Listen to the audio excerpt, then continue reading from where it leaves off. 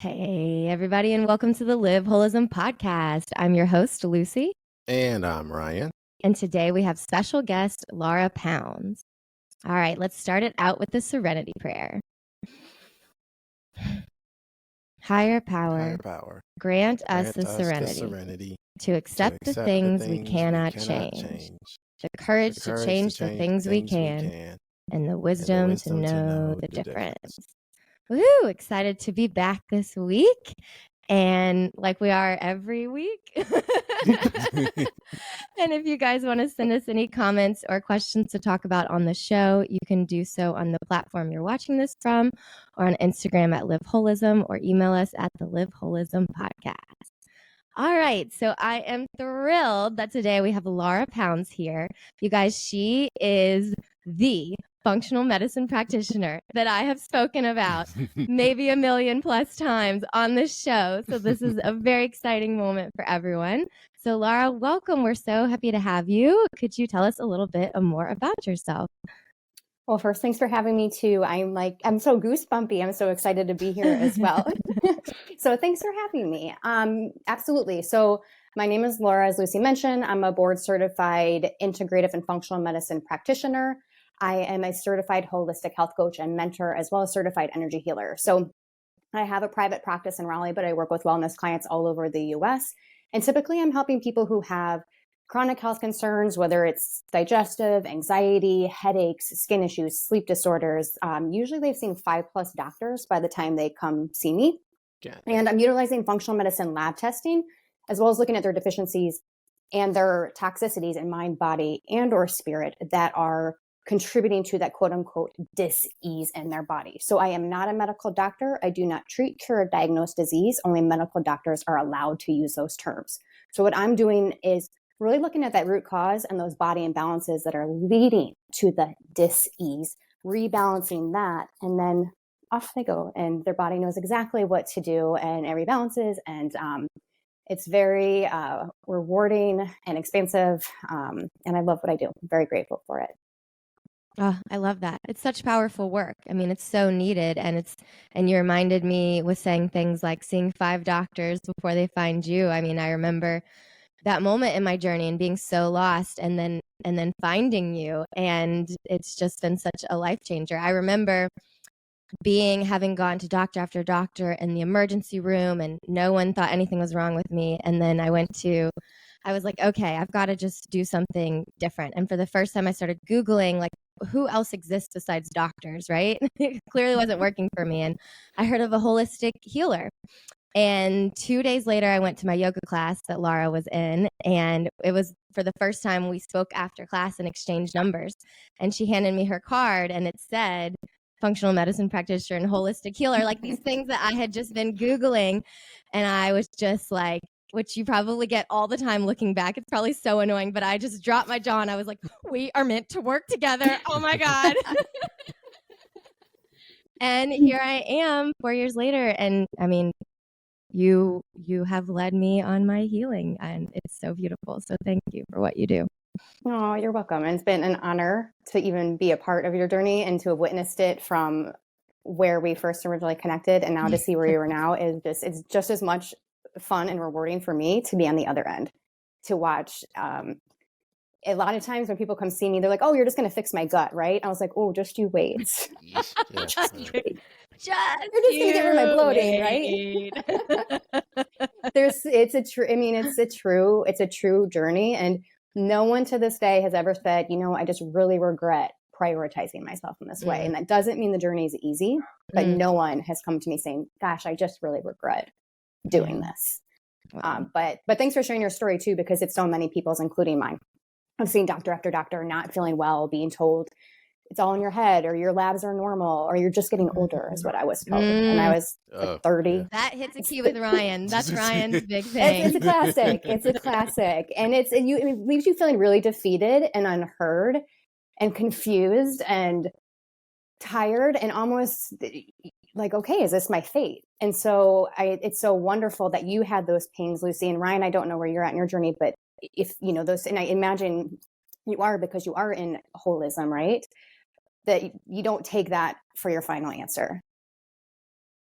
To be Right. honest, I don't even try to go find that answer until I've come to see people first. I'm just like, okay, let me go. Like I usually go to a lot of other. Yeah, you're 1000% right. I am right there in that journey.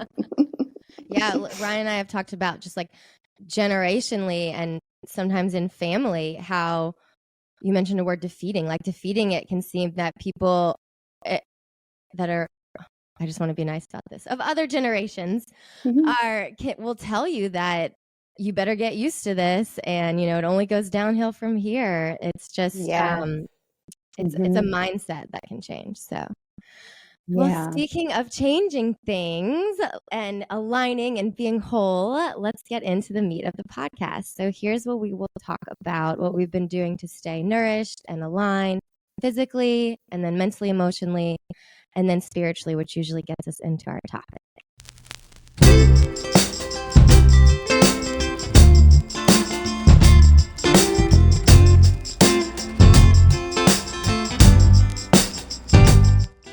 So, are you ready, Laura? What have you been up to stay whole physically? Ooh, I love this game. This is so much fun. This is everything I'm so passionate about. So I have non-negotiables in my life for all of those, but my non-negotiables for physical that I'm really dedicated to are walking outside with my dog. She's older now and can't walk like she used to. So instead of me being like, oh, well, stinks for me, I bought a stroller so she can, so we made it work, right? I'm just going to evolve and grow with her. So she's able to get outside. I'm still able to go the length that I want to. Eating something within 90 minutes of waking, I've been really diligent about, just knowing I practice what I teach, but I'm not perfect. So I do practice a lot of it, but there's, as life does, throws us some things where we may become a little less strong in one area for a certain amount of time. So I've been eating within 90 minutes of waking just for my hormones and my cortisol levels. Getting to bed an insanely early time is like my greatest joy in life and something that I've been consistent with for years and years. So those are my non-negotiables. I'll say as far as bringing something new in, and I know you've done this, Lucy, and so if you find out this is the first time I did it, you're probably gonna be like, oh, really? But I've never seen a chiropractor. And I have always leaned towards acupuncture. And so I recommend them to my wellness clients. I trust in what they do. I just always found it a little jarring, and I definitely cursed the first time I got adjusted because it's alarming. It's jarring. Thank you. Right. It's jarring, man. They just go right for it, and it's scary. It's about to break you apart. I was really scared, but I stepped out of my comfort zone, and so that I've been doing for about a month, and that's new for me to nourish my body physically in that different way, and stepping out of my comfort zone of what I typically would go to and trying something new. Wow. What motivated you to try something new? That's a really good question. Not getting the results I wanted. And just knowing there's never just one way. There's always multiple ways, and what works for one person might not work for another. And so just exploring. What results did you want? I'm curious. So I wanted to be able to move with easier. When I can just, feel like my body is not moving the way I want it to move, and I have to just be a little bit cautious and careful versus, back in the day when I used to do burpees and really intense movements. So I just would like it to feel a bit more fluid. Oh, gracious. What's crazy? So let me ask you a question. When you first got adjusted, I remember the first time I got adjusted, did you feel, I can only describe it as what I would describe as water running through rocks, which we'd never been water nor the earth. But it's almost like I could feel the blood starting to course through me a little bit better after getting adjusted the first time. Could you feel that, or was it just they just went for your neck and it was please don't rip my spine out? He is a really great chiropractor and knew to not do any fast movements with me. I told him to treat me like an infant. That was smart. I mean, talk about self-advocating and getting your needs met. He met me where I was at. But to answer your question, Ryan, I felt a release, but it took me a moment. I had to like almost process it. Yeah. Yeah. But I can't say I felt exactly how you beautifully described it, but I definitely felt just like something sticky and stagnant within me just kind of like broke apart a little bit. Right? Yeah. Yeah. It's like Yeah. acupuncture one time. Like I remember like they broke up something called the pericardium. And I was just like, hey, it feels like something just happened. And it was very interesting to kind of like feel that. Where's the hutta hutta? So the way that she described it was like during heartbreak, essentially like a fluid builds up kind of over the heart. And she was like, so we're gonna like basically break that up so that I could grieve better. Yeah, it's beautiful. It sounded good. And I was like, thank God. Because I remember like a week before I was telling my therapist, like, hey, it feels like something is like choking my heart. It doesn't feel like my heart is dying. It feels like something is choking it. And like a week later, I went to the acupuncturist and she was like, yep, that's pericardium. And I was like, well,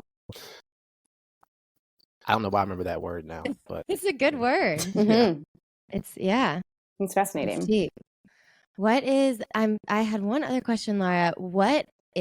I've heard as well to eat within 60 minutes of waking? 60 to 90 is nice. 60 to 90. What exactly is happening, you said, with your hormones and whatnot? Like, what is the reasoning behind that?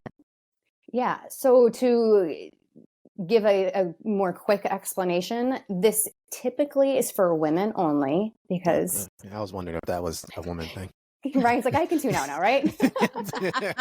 I was like, this feels like this isn't for me. This is just because of the fluctuation of women's hormones that we are impacted by this much greater than men. And this also brings in intermittent fasting a little bit, but what it is intermittent fasting is a beautiful thing. It is powerful. It's been used for countless eons, right? And is very beneficial, but a lot of us are doing it the wrong way. And there's research and studies and sciences there now that women in particular who skip breakfast, like, oh, I don't eat until noon, or I intermittent fast, or I have a window where I eat from 2 to 8 p.m. What it's doing when you wake up, it's throwing you into that sympathetic state. So your body's like, oh my gosh, it's a famine. Shut down sex hormones, turn on stress response. This is no time to make a baby, and it kind of goes into you're throwing your body into that first thing. And so it spikes your cortisol. And so eating in that window and it doesn't have to be a huge meal if you're just not really truly a breakfast person, but calming and soothing that nervous system and not throwing it into that right away, just by ingesting, ideally a balanced meal, brings it back into that homeostasis and that harmony from a hormone perspective. And so skipping breakfast once in a while, no big deal, right? It's what we do daily and consistently. So someone who's skipping breakfast and not eating, time in and time out, I see it on labs all the time. That will entirely contribute to some hormone imbalances. Wow. Fascinating. Thank you for explaining that. I knew there was science there. I didn't know what it was. Beautiful. You're welcome.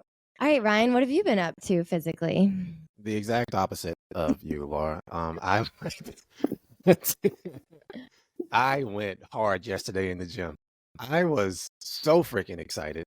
So one of the things that I was very excited about. So I train with my friend Mike, who's a great trainer and everything.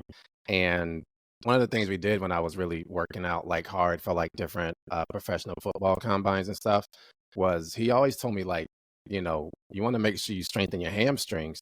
A lot of people go for the quads and stuff like that. He was like, but strengthening your hamstrings will help you be able to run faster, yada, yada, blah, blah, blah. So there was this little like machine that he had where literally like you kind of like, it's like flat, but then you like put your feet in this little thing and then like pretty much your entire front body kind of leans over and you essentially like raise yourself up with using your hamstrings, you raise your own body weight up. And it was incredible to do. So I haven't done that probably in like 8 years. And I saw one at my gym yesterday and I was just like, all right, it's time for, like, I just went right back into that mode and I was very excited. Because one of the things that like I'm starting to feel nowadays, because I am starting to do yoga, I am doing more body alignment stuff. Like before, a lot of those things were just like, it was a weird feeling of this feels like I'm doing this for a different reason now. Um, like the leg workouts I do, whenever I trip or something like that, I'm not gonna fall over because I know like my legs are a little bit stronger to be able to catch myself. Um, and doing that little machine yesterday was amazing. Problem was, I didn't want to go play tennis afterwards because that's what I do. And I was just like, let's see if that's worked out. And I'm really paying for it today, right now. And that is where my physical journey is right now, which is not doing anything, which I'm failing miserably at.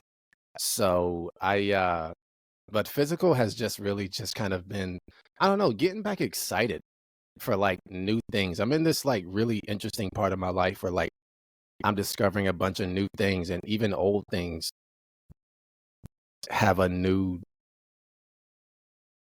function now.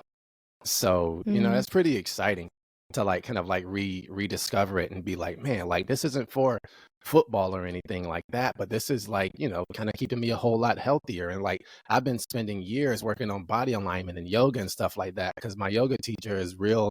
She really gets into biomechanics. I still don't know what that means, but man, it sounds good and it works.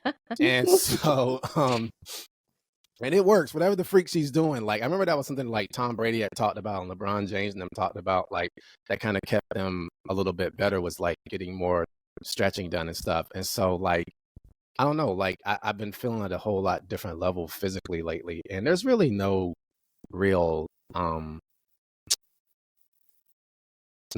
like lesson besides like, man, it was really cool to like rediscover that again. And like, A, see, I could still do it.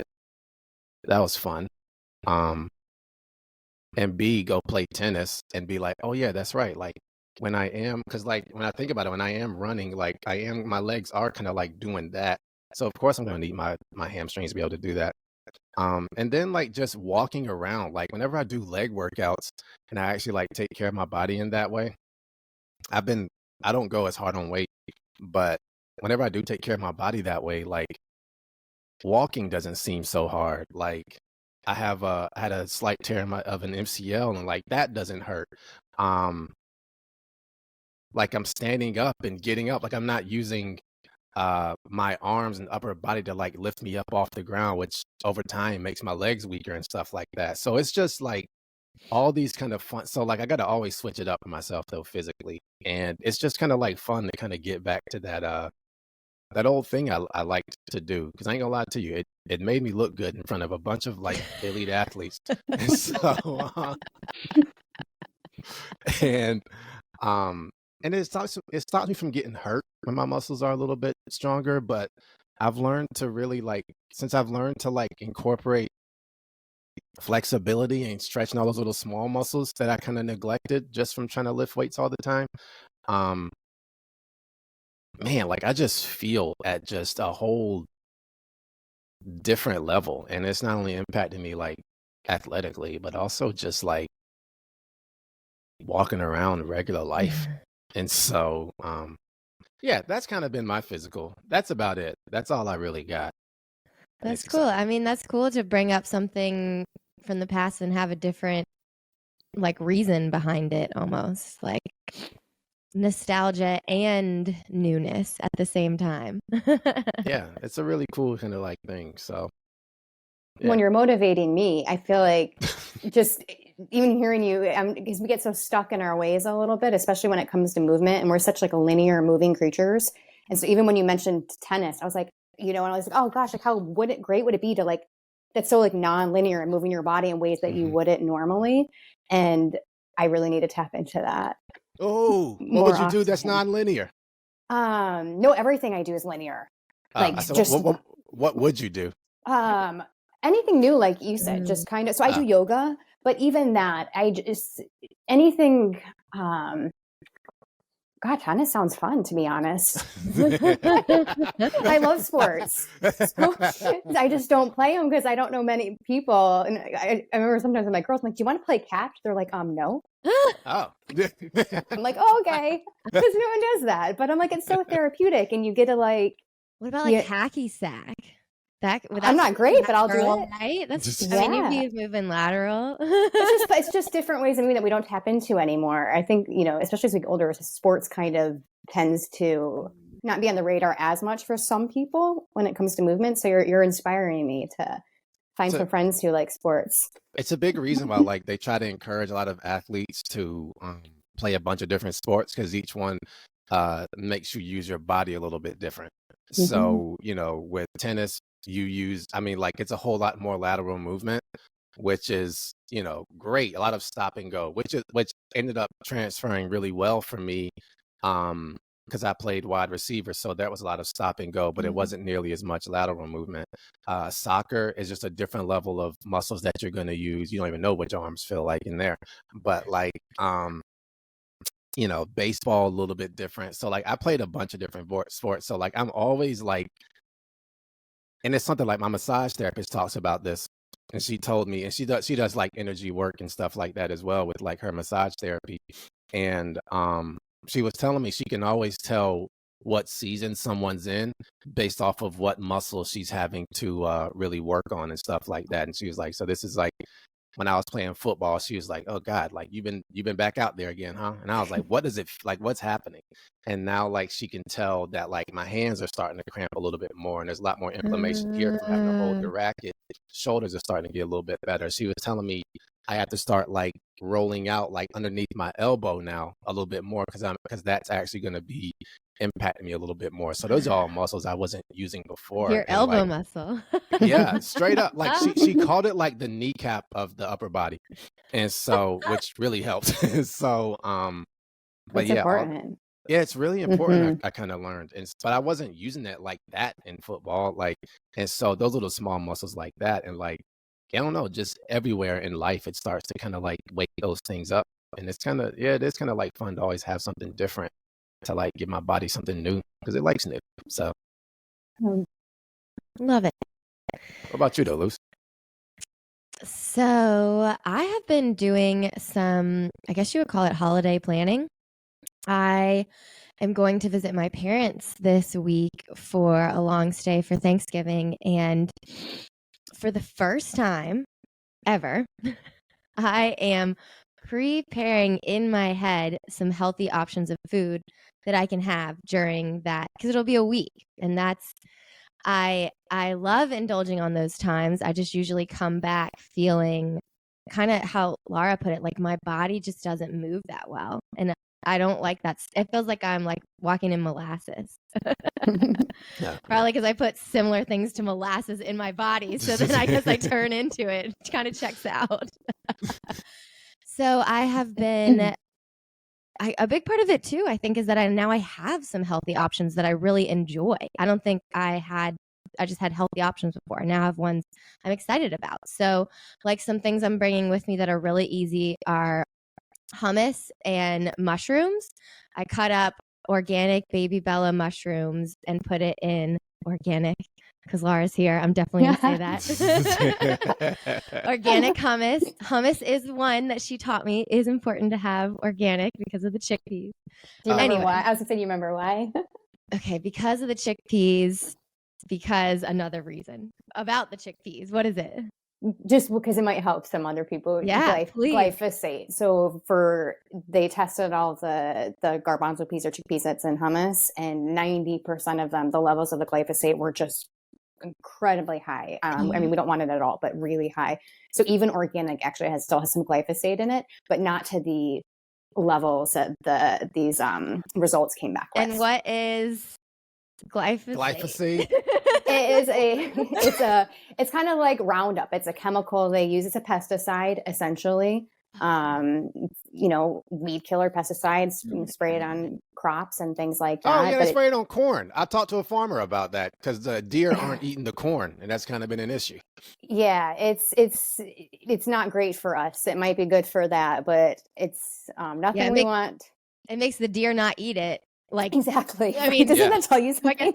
Yeah, I'm like, all right, well, that ain't great good. that it works on that point, but why do we want to eat it? I talked to that deer. I'm like, hold up, Mr. Deer. Why did you just walk past that? Because you like to eat that normally. But keep going, Lucy. But it was Sorry. important part, right? I'm so glad this is what I was hoping to get you on, because usually in those moments I'm like, and there's an important reason, and I will give you as much as I can remember. Oh, I love it. Yes, so I've got my organic hummus and organic mushrooms that I dip in. I found like the mushroom is the crunch. I need a crunch. And then also I found dipping asparagus tips in hummus gives also a crunch. I know it sounds weird, but it's been working for me, with like salt and olive oil, sometimes olives. So that's Do you cook them or raw? The asparagus I will lightly cook, but the mushrooms I do raw. And then that explains the crunch, because I was very confused about that. Oh, okay, yeah. And let's see, some of the others. I will bring a really easy to make gluten-free, dairy-free meal just to have as like one of the options. And I found pasta to be the easiest. I can just grab a bag of gluten-free penne pasta, and then usually there'll be some vegetables there, and then I can make like a little al dente pasta primavera. And if I don't feel like getting out a pot to boil water, then which sometimes it's a thing around family. There's just so much going on that you don't have, a whole pot to be doing hot things over, or a whole stove, I guess, a whole kitchen to work in. So I found this company that makes a really good gluten-free, dairy-free pizza called Daya. So I'll have that on hand. And then I found berries to be a really good snack. Berries with monk fruit sugar. It's an all-natural sweetener to have like as a snack in the day or at night. And then for cheese hour, which I usually have cheese, if you can't tell, because I call it cheese hour, but I guess it would be called like cocktail and appetizer time, I guess. So if I don't want to have the cheese, if I'm trying to be less inflammatory that night, I'll do guacamole and salsa and chips as like a gluten-free, dairy-free option. So I'm just feeling really empowered going into this with at least some options. And then my other thing is that I keep some rhythms. So like every morning I have walnut milk that I make. I mean, I do milk it. That's what Wholism taught me, right? So I'll do like a fruit smoothie, blend some fruit with the almond milk or walnut milk in the morning. And then around lunchtime, I'll have my DNS, daily nutritional shake. Oh, I was like, what's happening there? I love all the acronyms. Okay. So I get all the wonderful nutrients and protein. And then for dinner, I'll kind of allow myself to do whatever, unless I'm going to have one of those options that I brought. So I'm just feeling excited about going in with a little bit of structure, knowing that who knows what will happen, but having an intention is the first step, and being aware about it is the first step. And you know what's wild about that too? Is that like, I know for me, eating is the worst. And so that came out wrong, but I mean, like preparing for it, like knowing I'm about to go into a situation where, because in my head, I'm going to be good. Like I'll always make the healthy options. So because of that, I'm way too lazy to plan. And I'm just going to go watch what I do. Trust me, I'll be fine. I know what I need. And like the fact that you're going in there with a plan and being like, all right, because like the problem is when the moment comes up, I'm going to always choose McDonald's or something stupid. And it's just like really cool that you're just like, all right, I come in there with a plan. When things get crazy, I got my blueberries or berries with monk fruit sugar. I just picture the whole world collapsing and me with my blueberries. Like, yeah, I mean, you got it, man. Crazy, but I've got my blueberries. I'm telling you. And then you got your guacamole. You've got your hummus with no glycogen. That's pretty exciting. I mean, my goodness. I don't know. I said that completely wrong. I almost said glucose, and then I threw a sin in there just to make it different.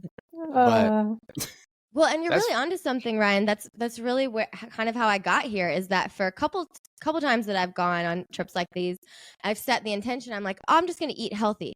So I'll bring like all these veggies and like all these meals that I'm going to just spend all this time making. And then I don't do any of it. So this time I was like, what are the easiest and quickest meals? And so, because you're right, I'll set this big intention, and then I'll leave there at the end of a week, and all the vegetables will just be dead, and I'll just like have to put them in the compost. And I'm always like, oh, good job, I did that.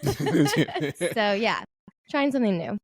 Well, and I think too, traveling for people is one of the hardest things to do and take their nourished lifestyle with them on the road. Right. A lot of people don't have that foresight like you are, or they're just like, God, that can't imagine doing that. Like, that's crazy talk. Right.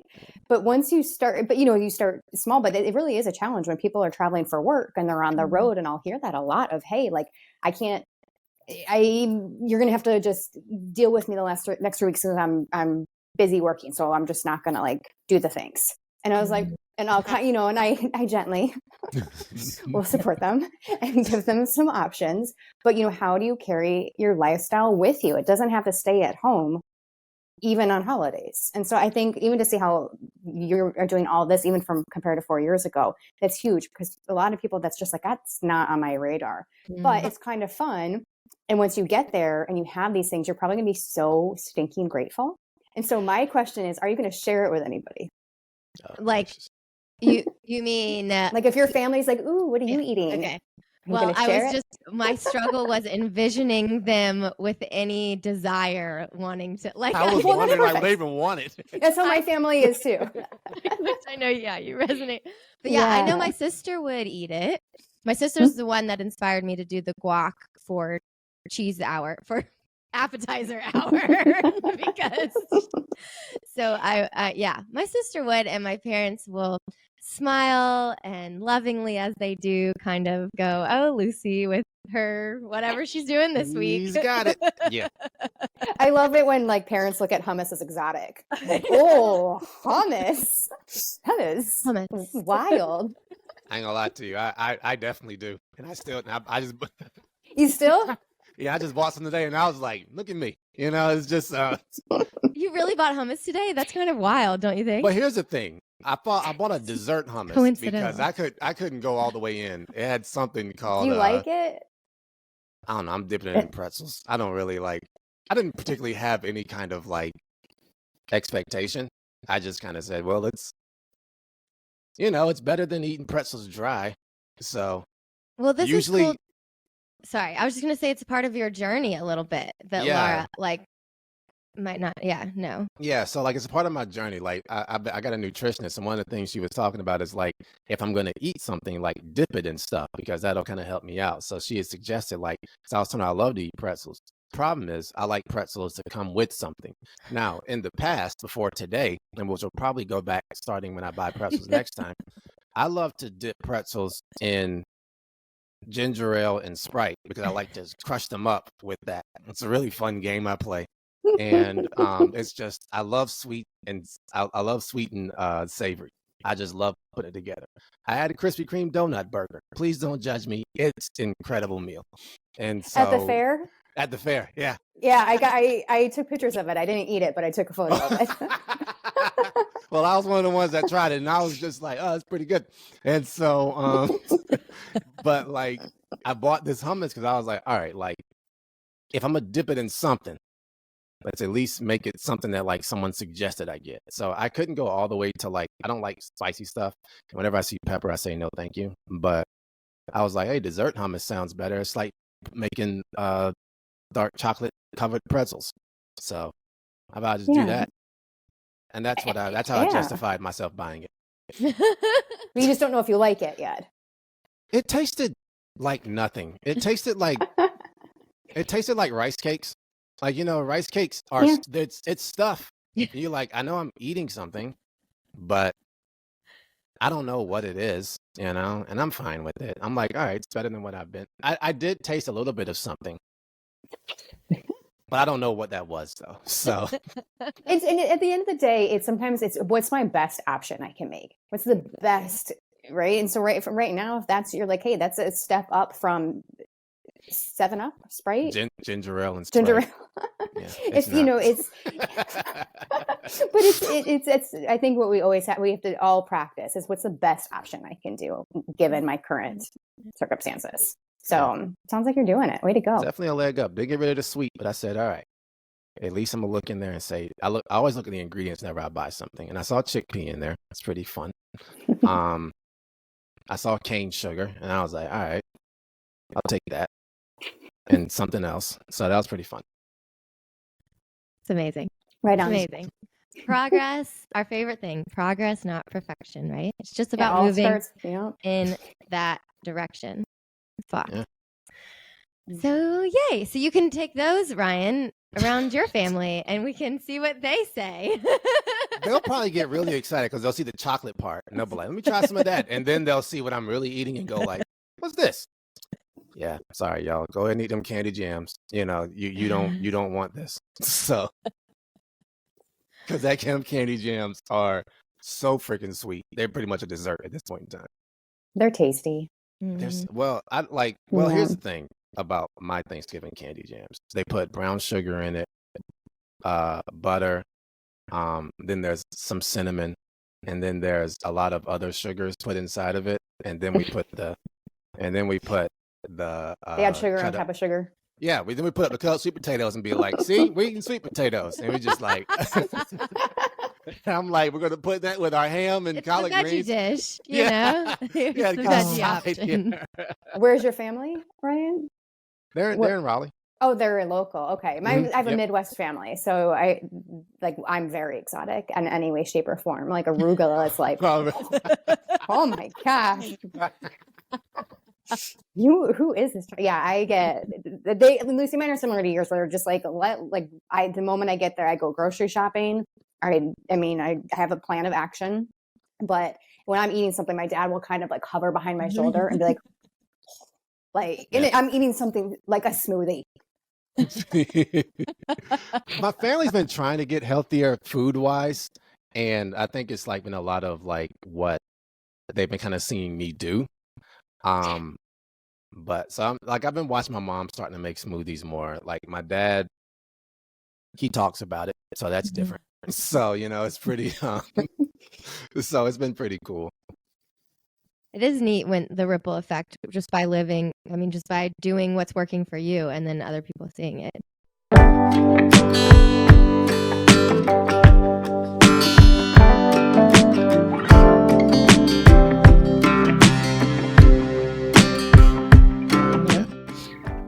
Speaking of what's working for you, all right, Miss Laura, what have you been up to stay whole mentally, emotionally?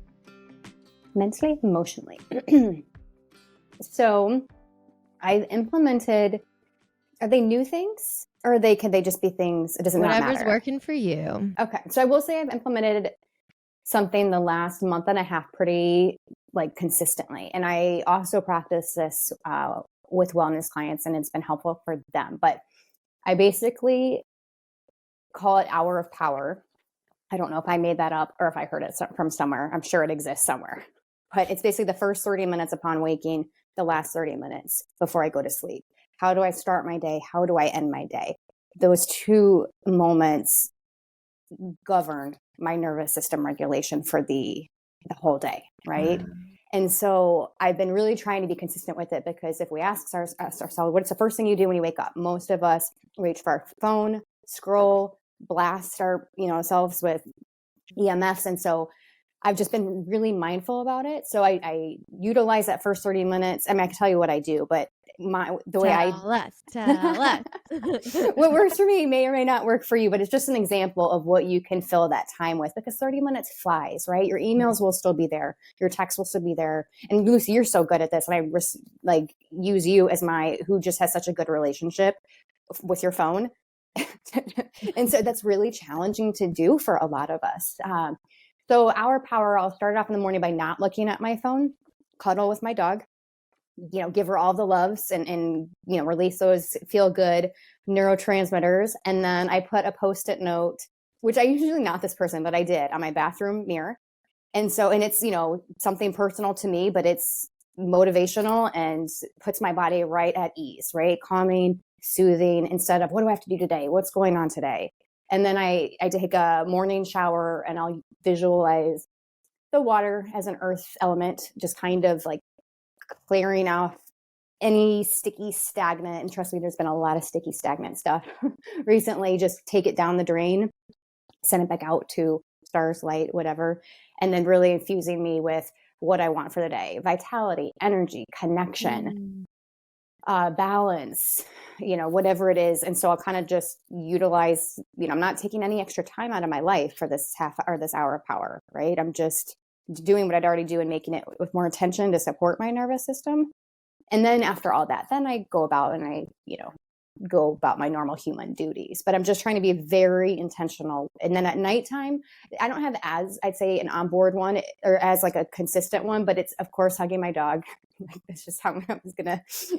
And then I do when I've done this for, gosh, it must have been like 15 years, but practice of appreciation, what I appreciated about the day. I don't like the word gratitude as much for me. And so I'll say I saw my neighbor pick up the newspaper for my 100-year-old neighbor. He does it every day. And I've seen him do that every day for 4 years, but I don't always catch him do it. Right. And I appreciated, whatever it is. And then I don't even usually get to 3 before I'm like passed out. And so it just sets my nervous system up for beautiful restorative healing sleep versus, what's going on wrong with the day or what do I've got going on tomorrow. So that's I've been trying to focus to support my mental, emotional, and just in general nervous system by utilizing those 2 powerful moments in the day.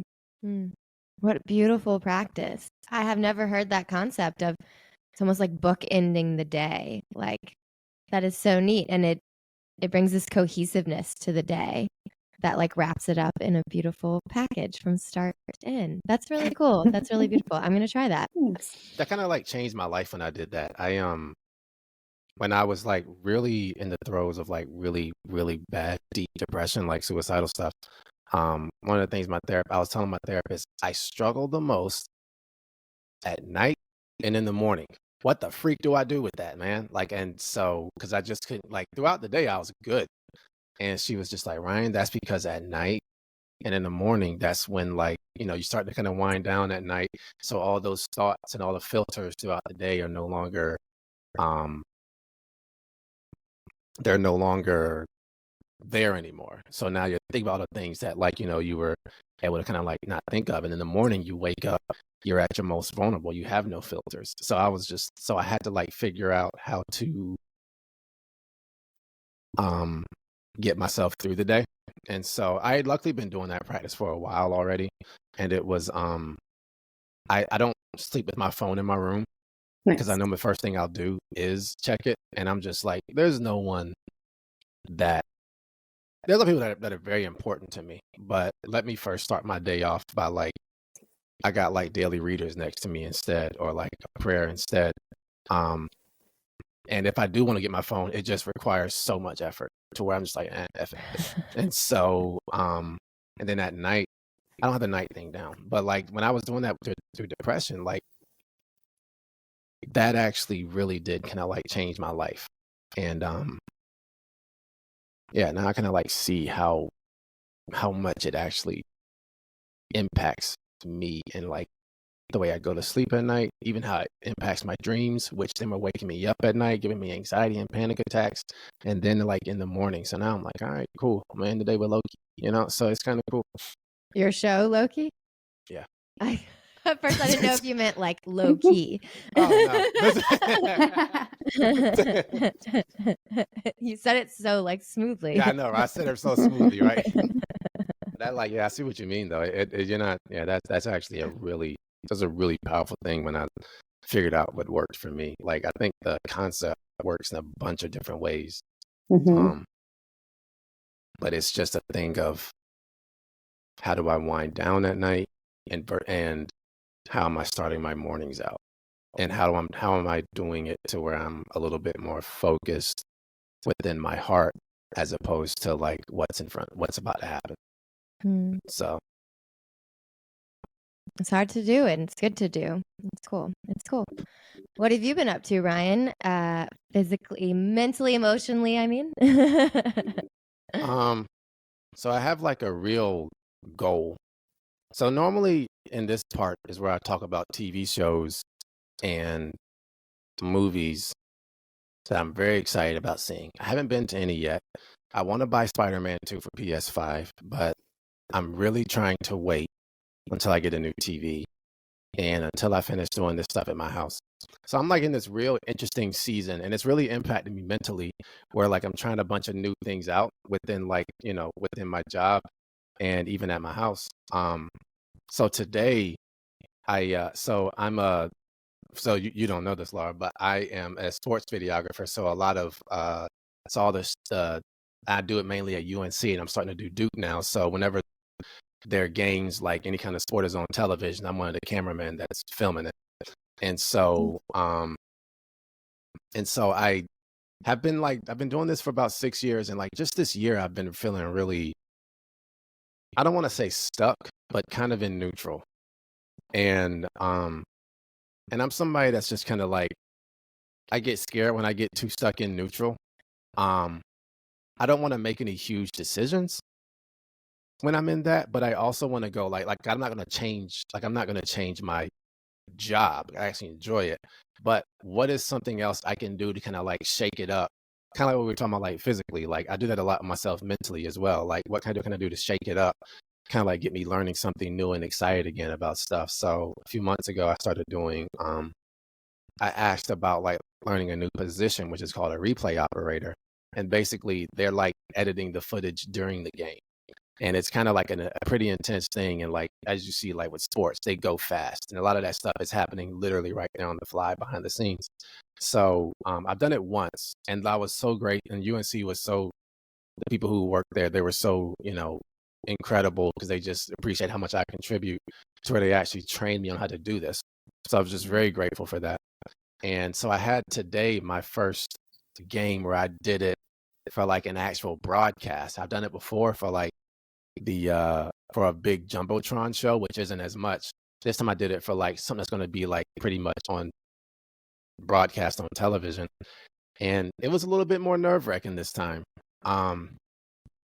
It's a funny thing. Like I go into it because it is new. It forces me to have to pray and ask for grace for myself. Once I get kind of comfortable with something, I just start doing it second nature, and I don't think too deeply anymore. And the level of humility is kind of gone, and like, and this level of vulnerability is gone, which makes me uncomfortable at times, because I like to be, humility helps me out a lot. It helps me to be able to rely on people and talk with them and hear them, especially when I'm scared shitless. And like, I'm just like, please tell me what to do. Like, I will listen to you. So I did that today, and I had to pray before I got started. And I was like, God, I don't know what I'm about to go through here, but I know how to work this stuff. At least I've been taught a little bit of it. And like, I was like, and if I mess up, please allow me to give myself grace to just get better with it. And remember, this is a learning experience. And sure enough, like throughout the whole entire thing, it actually started becoming fun. Like, and it's just, I've never said it like this before, but like that level of humility has been great, because it gives me this level of discovery and, oh shit, I can do something new. So mentally has just been a lot of new stuff the last few months. I've been renovating my house, and I had no clue what I was doing. I just started doing it. And then slowly but surely, I was just like, I need to get this done. I wonder if there's a tool for that. Thank God I live in 2023 and not 1960, because Google exists and you can ask these things. And it turns out there's a YouTube video for so many different things. And so, and I can ask different people that actually do this stuff. And so once again, this humility thing within me mentally. And what it's been kind of doing is giving me this level of confidence that like, I'm not just a one-trick pony. Like someone told me this yesterday, you thought you were just a cameraman. And I was just like, yeah, I thought so. I thought in order to get some of these things done, I would need to get great at camera and make all the money there so I can pay someone to do this. But like, if I just humble myself and like, just be like, I'm gonna just try it anyway, and listen to people when they talk to me, and actually like take their advice and put myself in a situation where I'm a little bit scared. But luckily I have people I can trust. Like that's been kind of like helping me out. So mentally has been just a lot of humility and discovery, humility and self-confidence, humility and oh shit, I didn't know I could do that, or humility and learning. And, slowly things are starting to get done to where like I'm practicing so much to where I'm starting to get better at it, which is making me go, what else can I do? Like, Mhm.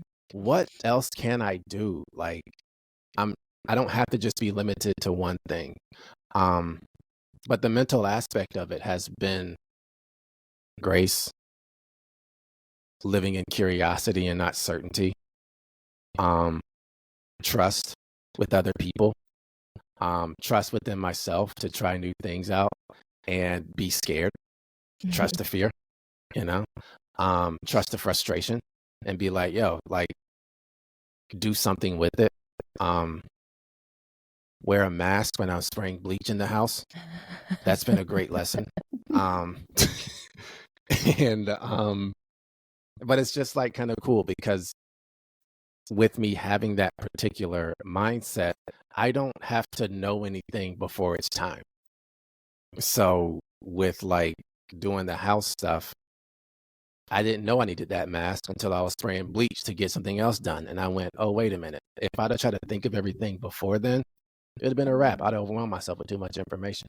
So, like I said, small little things throughout, like, and mentally, that's just giving me such courage and excitement. And, it's the reason why I believe anybody can do anything because I don't know anything and I'm just doing it. I don't think I'm smarter than anybody else. So, yeah, that's kind of like what it's been like for me this week. Pretty exciting. It's That's awesome. amazing. Yeah, all these new things. Wow. I mean, even just starting with everything you're doing with your home is new. And today you were mentioning more new things you're doing, like tearing up the floors. So new. And then so that was literally earlier today that you had your first live replay? Yeah, that was literally like a few hours ago. Yeah. Damn, you're doing it all. Yeah. That's really exciting.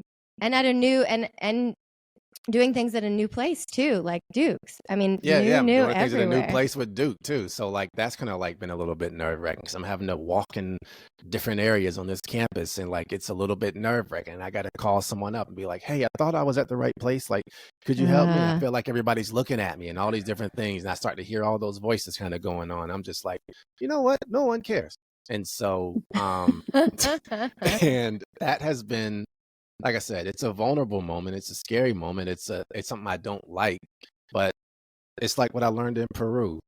I learned that there are a lot of good people in those moments because there's a lot of people that actually will help when I'm in that kind of situation. And it gives me hope in humanity as well. So there's a lot of shit people, but there's a lot of people that are actually really really good people. True that. What about you though, Luz? So I've been bringing it back to a really basic thing that I feel like we've all heard about, but I'm actually doing it is the difference. I have been meditating. Ooh. Yeah, right? Old school. Classic. Right? Oldie but goodie. Right? And it has been so powerful. I've been at a place, and I've been sharing some about this on the podcast, that my thoughts are getting more positive, which is exciting. Like for a while there, it was overwhelming thoughts and they were all negative, and that's an intense place to be. And now I have a lot of thoughts and they're more positive, but there's still a lot amount. So it's been cool to highlight the positivity and then to just sit with basically what's been motivating me to meditate more is how good I feel after my mind has been silent for a little while. So I get that when I sleep, and sometimes when I'm really engrossed in a movie or a book or something like that, and I'm able now to feel that peace so much so that when I'm out of it, I really crave it.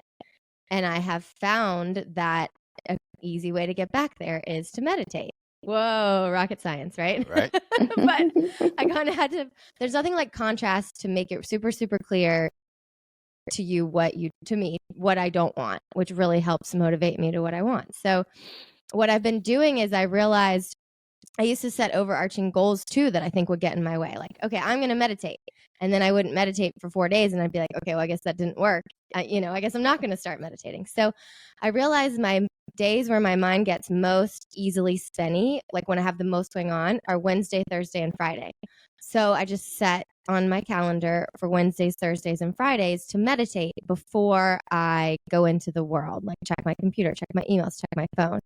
And it's been really cool because I've actually been doing it.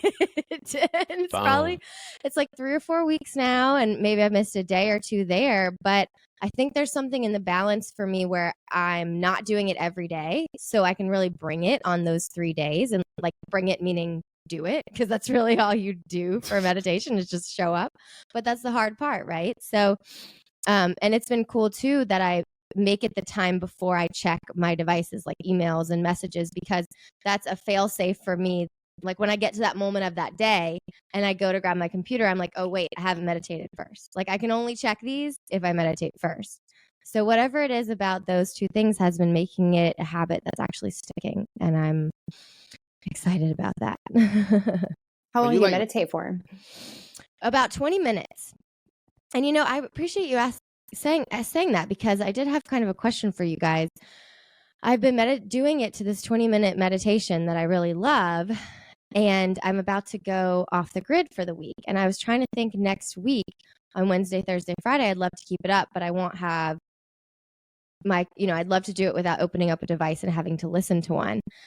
But in the past, I have struggled with that. And I didn't know if you guys had any tips of something I could do where it's my own self meditating myself and not like a recording. I can give a couple, but I'm not sure if they'll resonate. I struggle with that one too. But I think first is being okay when your mind goes somewhere. That's the inevitable when it comes to meditating, especially meditating in silence. It's a very challenging thing for us to like not all of a sudden be like, wait, how did I get to macaroni cheese? Yeah. Like, bring it back in. And so I just always I think it's just important to not have like an expectation of what it should look like. It's helpful if you're used to doing it one way. And so I would like let go of that. And then, you can try. You don't have to do anything. No. But these are just options. And then outdoor meditations are nice because there's so many things for you to focus on.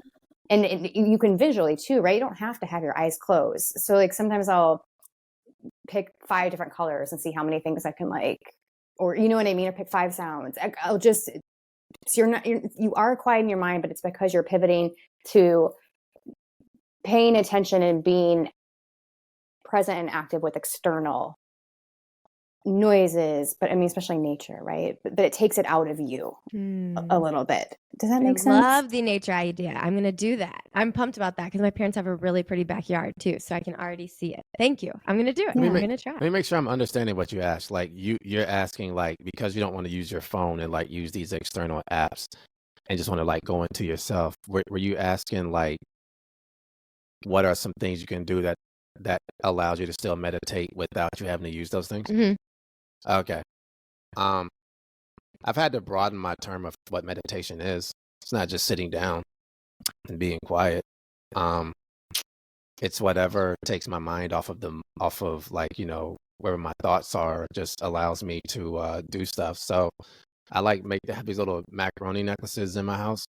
For a while, that was meditative for me, because like sliding the macaroni on the string actually just like did something for me to where I was more focused on something. Writing is meditative for me when I don't have like any kind of, I'm thinking of things I do when I don't need music or any kind of device around. Writing at times, or even not even just writing words. Sometimes you could just like just draw something on a paper and just see what the freak happens. And that's like meditation. So like, especially if I can't like just sit down, and because I like to meditate with all kinds of, solfeggio, sound frequencies, yada, yada, blah, blah, blah, blah, blah. But I ain't always got access to that mess. You ever been in the rural North Carolina? They don't care about cell phone reception. And so like, I got to find a way to get it done. And so there's so many, like, to broaden what meditation is and actually sit down and go, all right, what exactly am I trying to do when meditating? I am trying to clear my mind. what are other things I can do to do that? Mm. And so, like I said, the macaroni necklaces were helping. Sometimes just write, just like, even if I'm just drawing letters down. I read this reading one time, and someone was like, this kid was just saying the alphabet over and over and over, A, B, C, D, and just kept saying it. And someone was just like, "Hey, what are you doing?" And so the kid was just like, "I'm praying." He was like, the person said, "Well, you're not saying anything." He was like, "I'm just giving the letters to God. He can put the rest of it together." And Aw. so, you know what I'm saying? Like, to broaden what that means, meditation. Could it be just, drawing on my hand? Could it be just, so that's how I'm able to get through, for me personally, without always needing music or some kind of thing over my head. That's It's beautiful. just broadening what it means, or what can be done. That's really helpful. And I'm going to use those things. Thank you. And you made me kind of laugh in my head when you were like, sometimes I can't access solfeggio frequencies. I'm in rural North Carolina. And I mentally was like, yeah, I mean, somehow people have been meditating for a really long time, and we only just got technology like a couple of years ago. So I bet somehow there's a way. Yeah. Well, cool. I think too, with meditation, and I'm similar to you, Lucy, where I fall off of it. It's really hard to do. It's just, I mean, and I agree with Ryan, meditation, it looks so many different ways, right? There is no right or wrong way to do it. It's whatever works for you. But sometimes I've done this, and I'll just kind of connect to something, right? Heart and belly, and then I'll count backwards from 100. So it's almost similar to what he was saying with the alphabet. But I just will slowly, I won't rush through it. I very well just take my time and count slowly back from 100. And that kind of gets me out of whatever is needing me to meditate to begin with sometimes too. Oh yeah, I like doing that too. That's a great point. Like, I like counting to 8 and then up to 8 and then back from 8 to 1 and then up to 8 and then 8 to 1.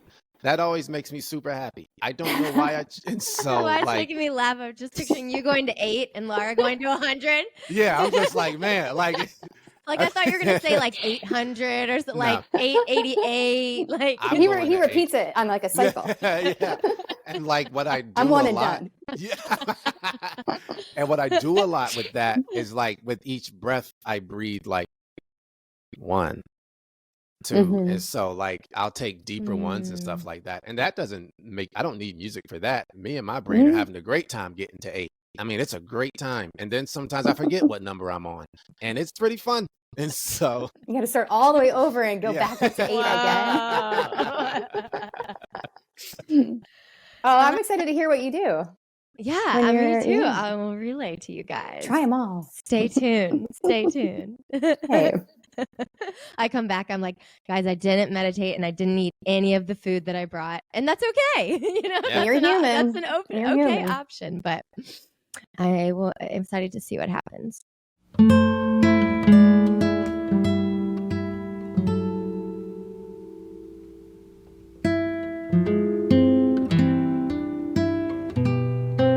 Okay, so it's topic time. And Laura, if you have a question that arose that you're feeling, feel free to share it. And if not, I'm happy to throw something around to chat about.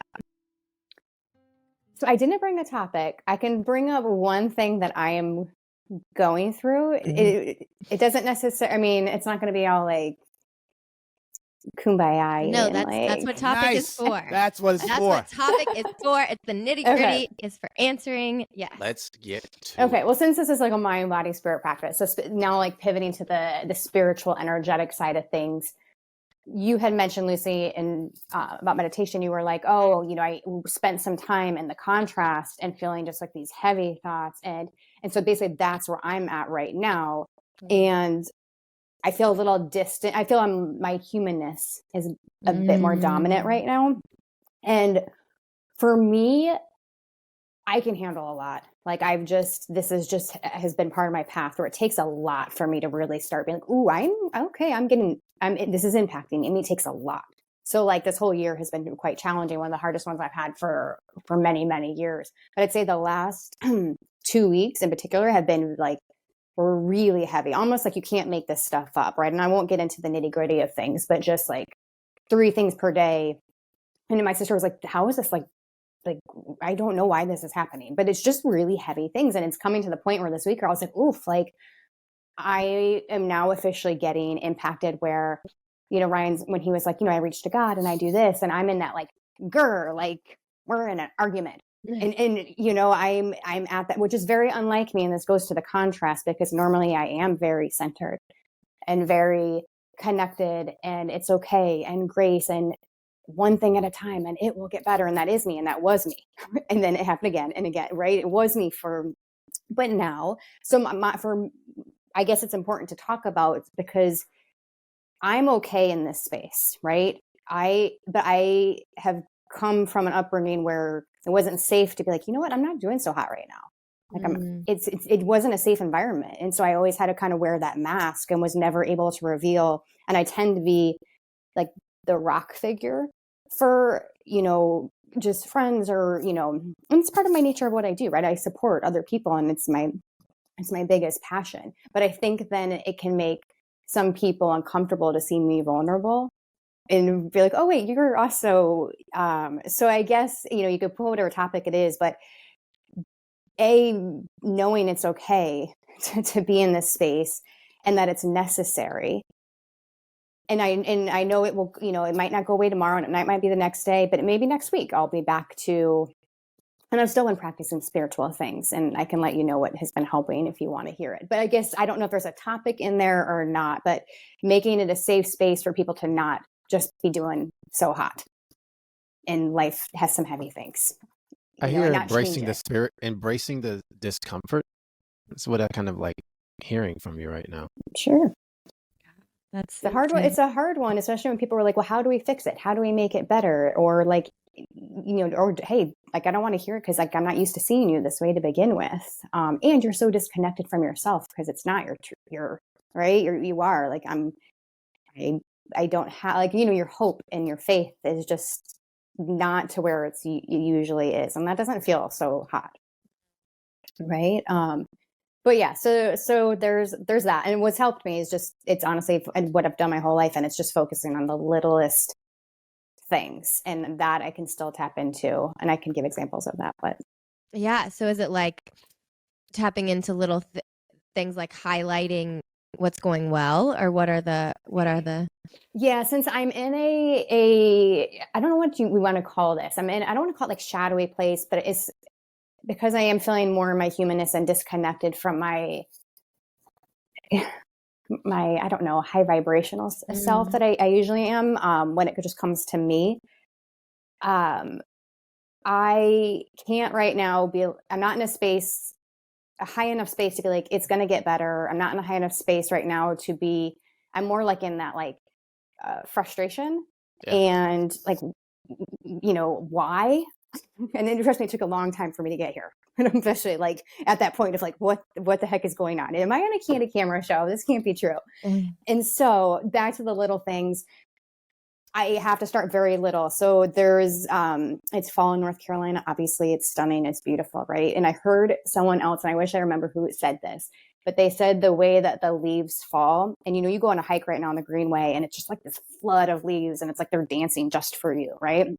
But they said the way that each leaf falls is intentional.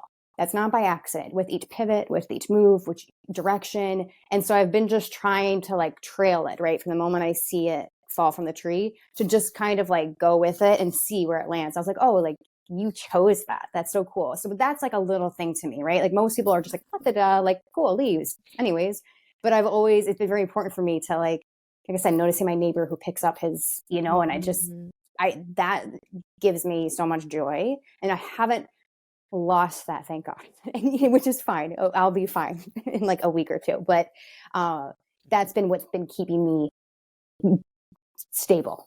Yeah. Right. And not having it take me down too much. Does that make sense? 100%. Yeah. God, I feel for you. I appreciate the picture of the leaves. That's so cool. I hadn't heard that each one chooses its own path. And that's almost like a meditation in and of itself, to watch a leaf. And it reminds me of how I feel like nature is something that or one of the only things maybe that soothes you during really intense times. I feel like nature, I mean, I guess for anyone, but I feel like we've spoken It's healing, it's always there, and Mhm. it's so real. It's so tangible too. Maybe that's the difference, because it's spiritual and earthly, obviously. I mean, the elements, I feel like they connect, they like bind the two in a way.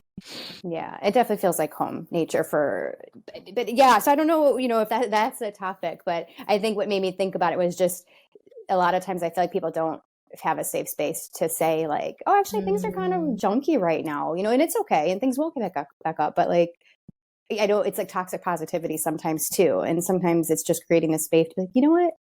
It's okay to not feel okay. Feel like junk, have a little tantrum, adult tantrum, if you will, and just don't spend too much time there though. Right? Like it's how much time and energy do we give to it? Right. But I think it's okay. And I don't know what your guys' situations were, but it was always like, don't cry, don't be angry, don't be this, like, don't feel the things, just move on, or like put the mask on and just be like, I'm good, how are you? Right. Right. Mine was, if something's happening, then there's something I clearly did. So Harsh. one of the things that I struggled, because as you were speaking that, my heart was like, I was really trying to soak it in, and like you kind of spoke to me a lot. One of the things I struggle with the most when things bad would happen, I would immediately turn it on myself and try to go like, clearly if something is happening that's bad, clearly there's something that I'm doing that's wrong. And so I spent so much time just trying to figure out, what the hell can I do right? What am I doing wrong, God? Like, you're mad with me? What do you need from me in order to, and I call, higher power, universe, whatever, I call it God. And so it's just sitting over there like, what do you need me to do to make this go away? Because clearly you're angry with me and this is my fault somehow. And I kept not getting an answer, and that was pissing me off even more. And I was just like, all right, dude, you about to, all right. And so that was like a really, really, really tough thing. Because that was one thing that really hurt me the most, was that I feel like I can do a lot of things right and shit still go bad. Not go the way I want it to. And that concept, that doesn't make any sense, because I've always been taught that, you reap what you sow. So if I'm reaping negativity and bad stuff, I'm clearly sowing something bad, right? I've lately been learning that that's not the truth. Sometimes things just suck. Sometimes things just happen like that. Sometimes my faith does get shaken. I've had people tell me, like, the good thing about me is that I'm not making any huge decisions while my faith is shaken. The great thing is that I'm actually aware that my belief and my frustration, that I'm actually aware of all of that. I didn't count those as real, like, wins. Because I always want to feel good. What the hell am I doing on this earth for if I got to feel bad? That's bullshit. And so, but I think one of the things that really helped me out, especially when I was in that moment, and I still have those moments every now and then. I probably had it earlier this year, and I mean, it was dark, and so, like, not knowing if I was going to eat every single day, dark, and so, like, I had someone ask me, like, Ryan, do you feel like you have any belief right now? And I was like, hell no.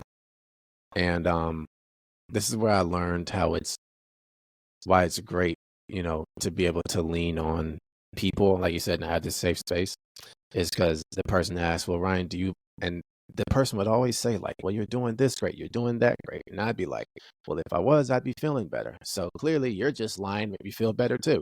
So, you know what I'm saying? And then he was just like, well, Ryan, do you believe that I believe you're doing great?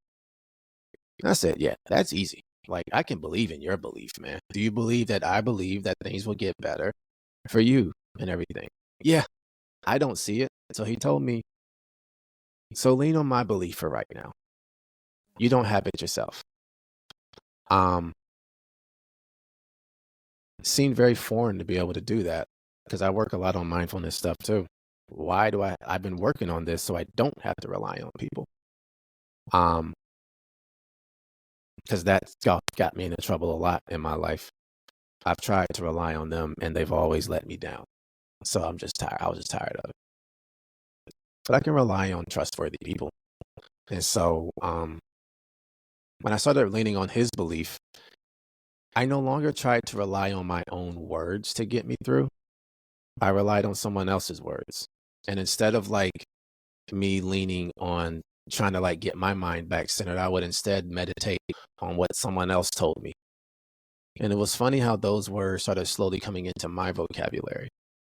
And it wasn't because of anything that I was doing. It was just trust in another human being that they may see something that I don't see right now.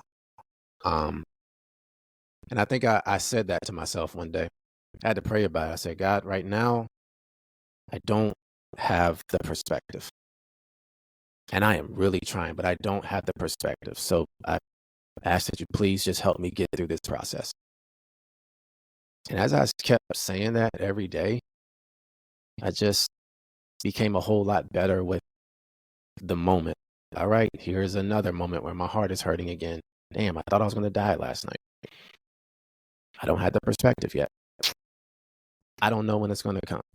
And like saying small things like that kind of really helped me through. And now, like every now and then, I'll have those people's words pop up in my head and it kind of like gets me through. But I can say those things to myself now, but it wasn't because I was an ultra spiritual person. It was because I leaned into my humanness and just said, oh, here's that human thing I got dropped into.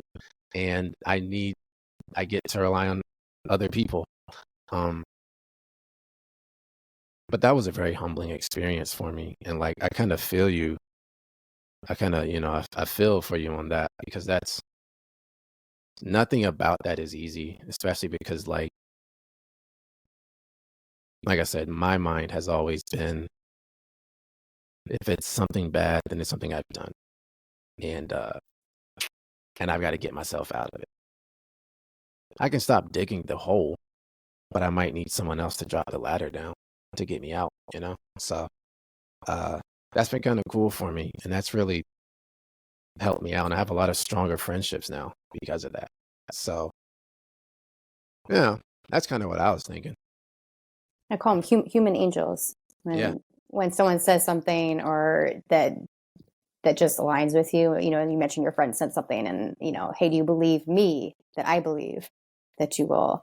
And I think that's beautiful. I tend to be how you formerly were, very independent and just, but I think there's nothing wrong with doing in our humanness on occasion. We are human. And for me, I don't think we're here to feel good 100% of the time.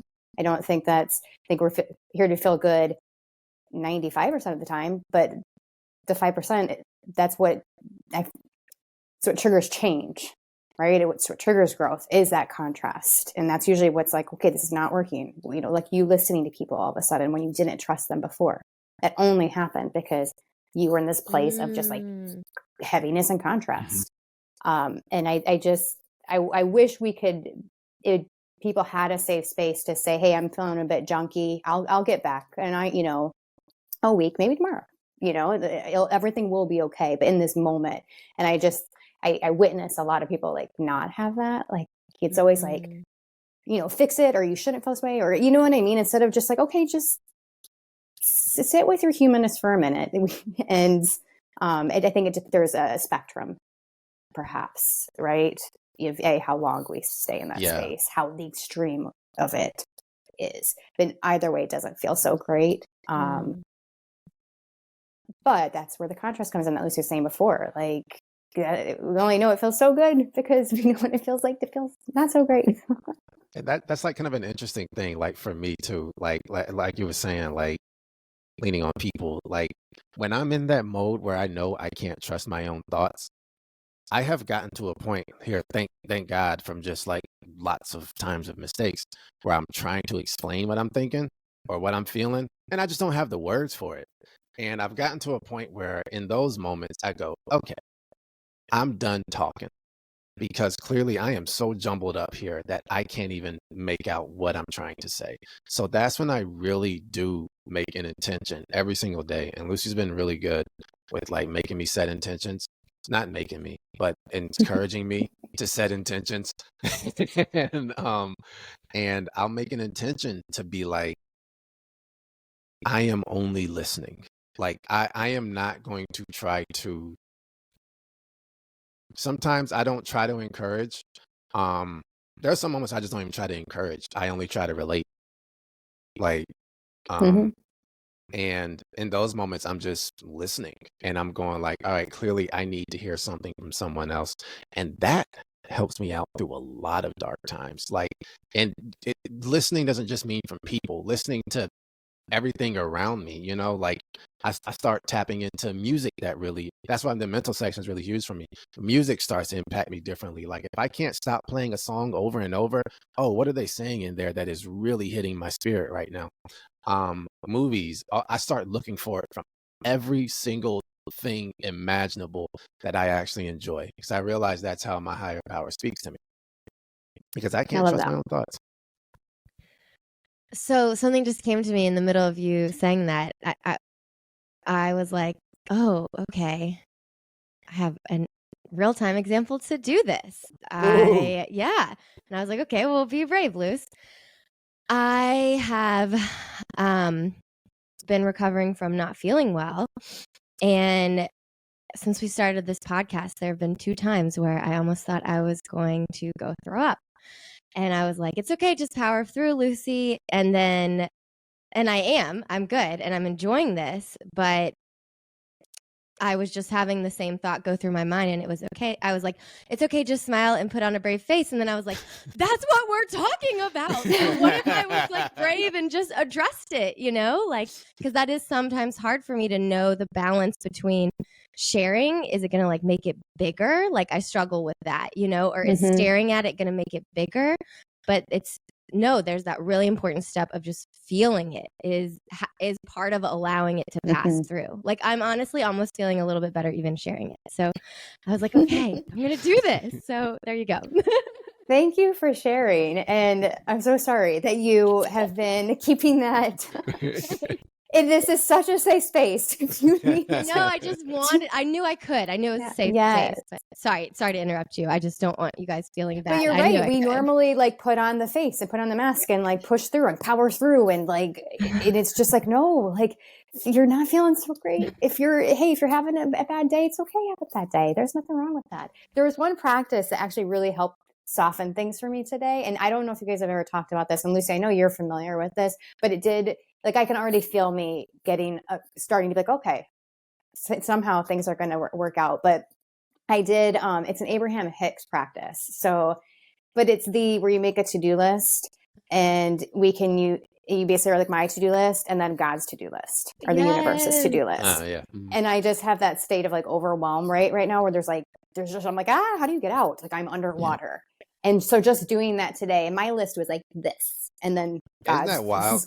Isn't that wild? It softened. It just, it softened things for me. And it's all you need is just a little bit of softening, right? I don't need to be perfect, you know, in an instant, but it really helped to just acknowledge, like I said, and not like, but anyways, thanks for both sharing some stuff that, you know, sometimes people don't feel like it's a safe space to talk about this because we're supposed to always be happy and which isn't just always the case. I think there's nothing wrong with stepping into our humanness sometimes, which doesn't always feel so hot. Sometimes you get queasy in the belly and that's okay.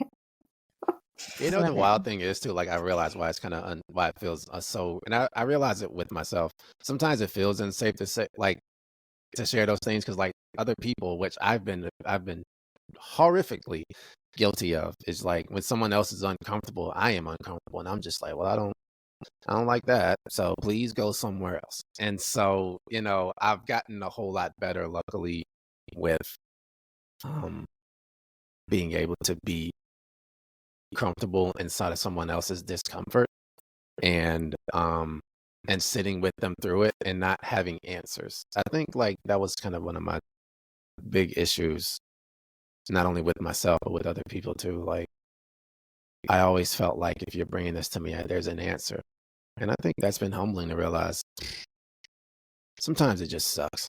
Yeah. And it's all right. We can and like, period. Yeah, period. Right? Like, yeah. Well, that sucks.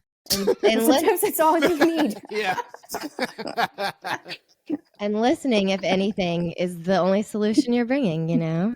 I love it. All right. Well, with that, I'm going to round us out with the Serenity Prayer. Thank you so much for being here, Laura. Laura's we been really great. appreciate it. Thank you both, Ryan and Lucy. Higher power, grant us the serenity to accept the things we cannot change, the courage to change the things we can, and the wisdom to know the difference. Peace out. Boom. See y'all.